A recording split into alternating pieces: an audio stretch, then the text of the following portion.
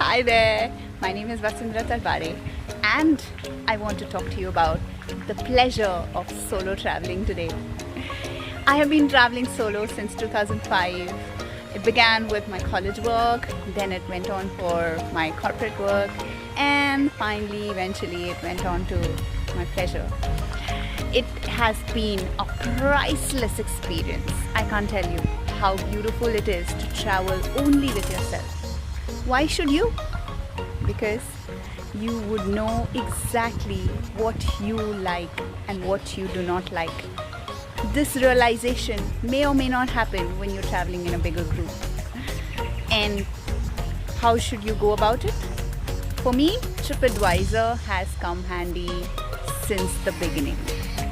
It always is my go-to place, and when it comes to booking something, then booking.com is the place for me where I can go look at different properties across all ranges and book the one that I like looking at the map. One thing I definitely do as a solo woman traveler is to book a place which is very, very central.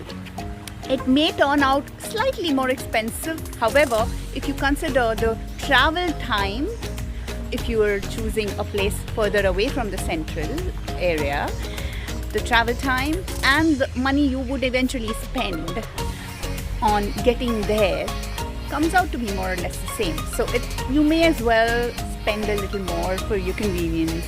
And as a girl, if you want to check out the nightlife, at the same time being in the same environment, what better place than to stay in the central area, right at the most happening place, and make your life easy, make your life fun, be safe, and make the most of the place. Now I'm in Bali.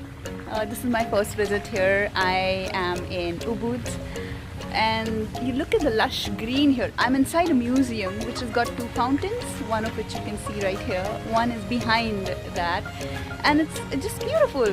Museum is one of the places I go to just to know what the gist of the place is like, what the paintings are like. And paintings are not the contemporary paintings in any of the museums you go to. Most of the museums you would go to, especially a traditional museum like an Ubud museum here, which showcases Bali tradition. Here they talk about what it was like centuries ago. And when you look at those paintings, you get a glimpse or an understanding of what was life back then in those years. And I make sure I go to one in every city I visit, because it gives me a taste and understanding of where I am, whose land I am upon, and a better understanding of the people here. Also, one of the fun things that you must do is go on a food tour. A food tour is a must because it gives you a taste of the local produce over here. There are things that you may not get to taste anywhere else in the world, even though they may call it an Indonesian cuisine elsewhere. Here you will get what is authentic over here. Locally produced, locally sourced. Go for the local cuisine. Many people I know often go for their own country cuisine. For example, I'm from India, and I know many Indians would rather opt for an Indian cuisine restaurant than go to a Indonesian one, a Balinese one, and more so the local food tasting one. So I highly recommend go choose the one that is local, because it's just beautiful in experience. I'm a vegetarian, yet I find so many options here. There are vegan restaurants but with the Indonesian taste to it. So life is beautiful. If you want to make it happen, it is possible. When I say that, I mean if you're a vegan, if you're a vegetarian, if you are an eggitarian, if you are a non-vegetarian, there are lots of places that serve all of these options. All you have to do is go online and search for the one which is the most popular, most frequented one, and you will find beautiful options there too. Little bit of research required, however, it's always worth it at the end of it, because you go back with so many pleasurable memories that you will look back upon, and you will know what it was like to have an Indonesian cuisine, in Indonesia. So that's a different experience altogether. How should you pack your bags? Pack minimal. Get only as many clothes as you would like to wear, because sometimes, and I've been there, I've done that, I pack twice as many days I'm going to travel so that I have variety to wear, so that I look good in pictures and videos and so on and so forth.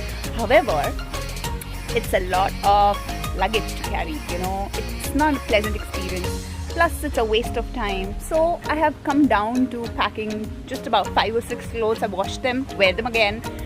I just do that, and it doesn't really matter. I look good in all the pictures, and nobody notices you're wearing the same thing. And even if they do, who cares? Because the background is changing all the time. You're looking different. You're experiencing different all the time, and it's more about you than anybody else, you know. So make it a pleasurable experience for you. Of course, having said that, if you're a clothes person, then yeah, do it. But if you want to travel light, and it is a pleasure to travel light, trust me, I have seen both sides of the world, and I am telling you from my experience, it is a pleasure to travel light. So these are my few tips to travel solo. Staying safe is not difficult.